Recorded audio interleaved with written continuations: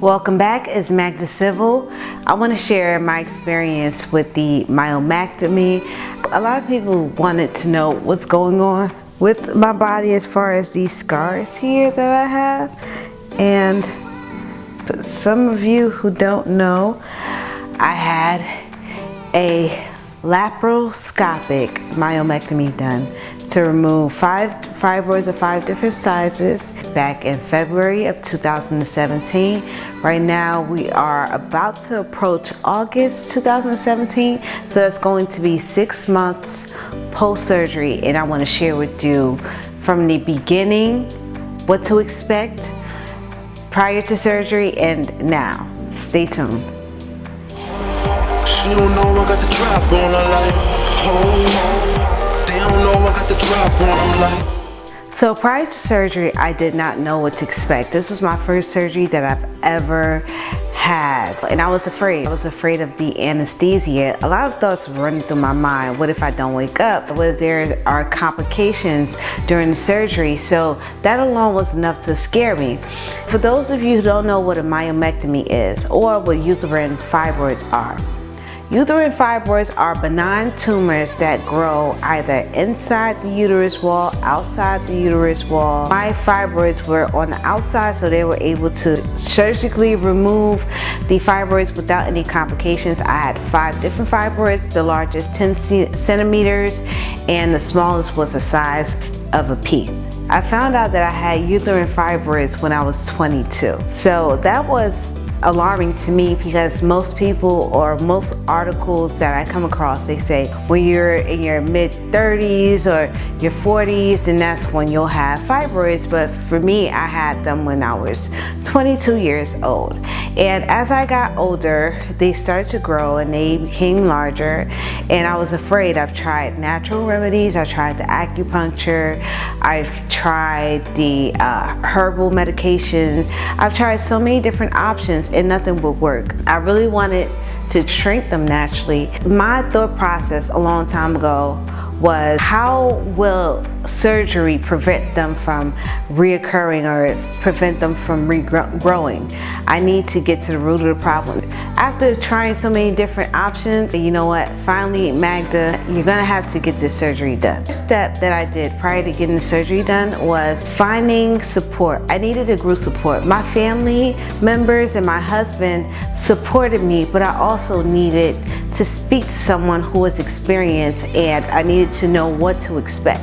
So I joined a Facebook group that catered to uterine fibroids. They were very supportive. I was able to find a great doctor through that support group, and my doctor was very helpful, able to get advice from those individuals who had the surgery done, and they were able to share with me what to expect and what not to expect. When you're looking for your doctor, make sure that you get someone who is very knowledgeable in the type of surgery that you want to get done. This was one of the best things that my doctor did suggest. I honestly went in thinking that my fibroids were smaller and I only had one. Get an MRI done. If they're recommending an MRI, get the MRI done. Get the ultrasound done to really see what's going on in the inside.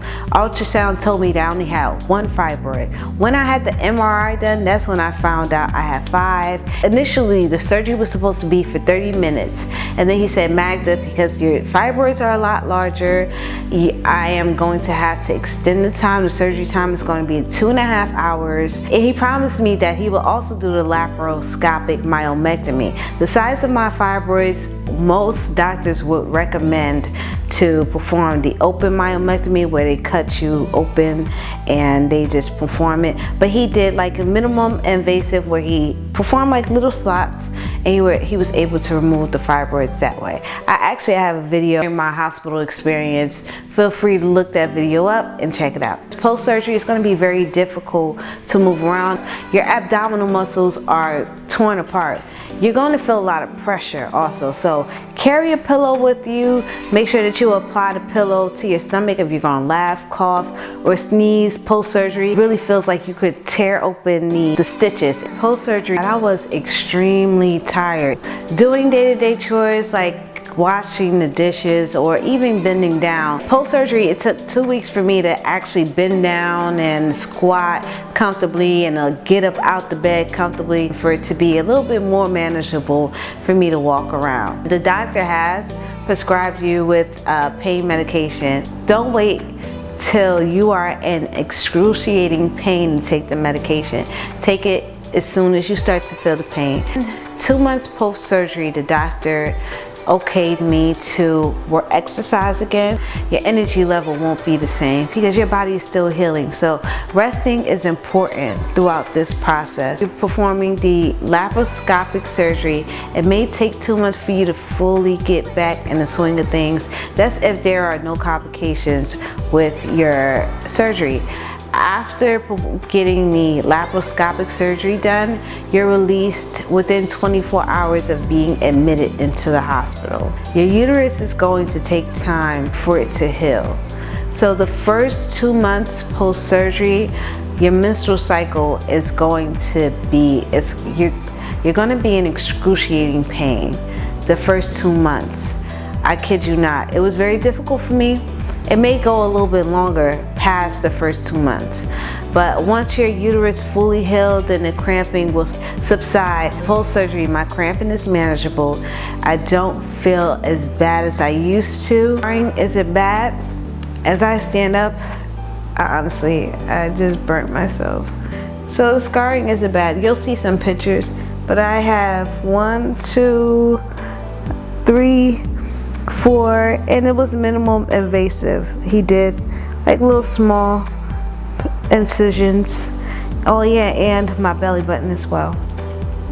Very small incisions. This is the only one that started to scar up and to develop a keloid. Walked away, you know, in one piece and to be able to be normal. And I just thank God for that. My last resort was to remove the fibroids because I do plan on having a family.